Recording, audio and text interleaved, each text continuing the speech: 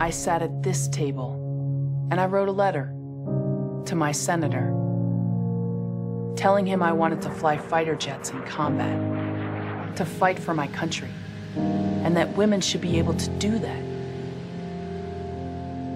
He never wrote back.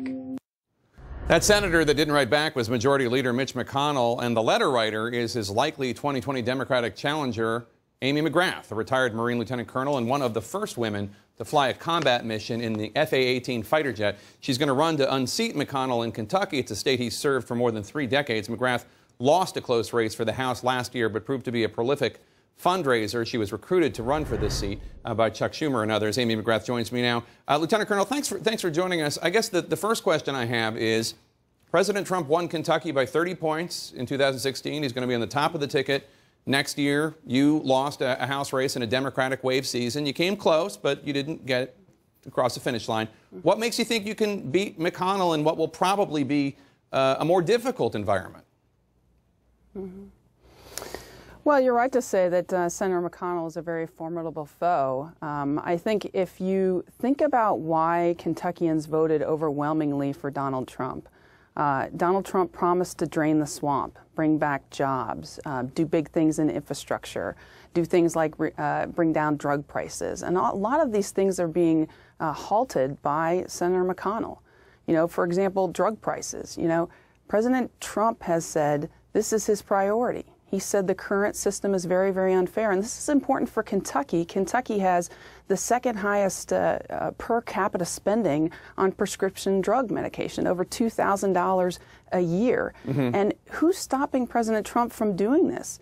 Senator McConnell, because he's bought off by Big Pharma. I mean, he gets $1.2 million in campaign cash in his last election. It's not rocket science. This is what's happening, and a lot of Kentuckians know this. So this pitch that you're saying right now, which you said earlier today, prompted the Louisville Courier-Journal, one of your home state papers, to say that you seem to be casting yourself as a pro-Trump Democrat in ways, saying McConnell's the reason that a lot of things Trump promised to Kentuckians hasn't happened. Is that a fair depiction? You know, I would say that I understand why the voters in Kentucky voted for Donald Trump. They are tired of the swamp. They are tired of the dysfunction. Frankly, voters in Kentucky really don't like both political parties. They think that's part of the problem. And folks like Senator McConnell, who have been around for 34 years, are not the answer. And I think many Kentuckians are seeing that. And that was a lot of the appeal of Donald Trump. He was an outsider. And so I think that's what I'm trying to say. I'm an outsider, too. I'm not someone who ever believed I was going to be a politician. Jake, I just wanted to serve my country. Right. I had this dream. I wanted to fly fighter jets, and that's what I did. And along the way, I met my husband, a Navy pilot, and we got married. We have 3 kids, and it's amazing. But we both looked at each other over the last 3 years, like many Americans and many Kentuckians, and we've said, you know, hey, we need better leaders in this country. And there's no better example of that than in Kentucky. So I can understand certainly why you're talking about how you understand why Kentuckians voted for Donald Trump in such overwhelming numbers. But it has been pointed out that you once compared the feeling you had when President Trump was elected to the feeling you had on 9/11. Won't that undermine the pitch, you think?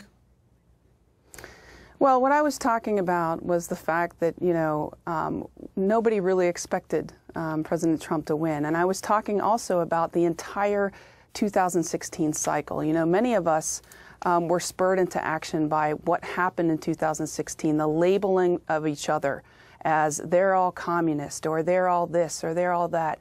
And the fake news, the divisiveness of our country was something I had never seen before. You know, my husband is a Republican. I'm a Democrat. We took stock of that after the election, and we said, you know, where are we as a country? And that way, it was the same thing for me, was looking at that tragic event and taking stock of where are we as a country. So that's what I was saying, and I can see why, you know, folks might be upset about that.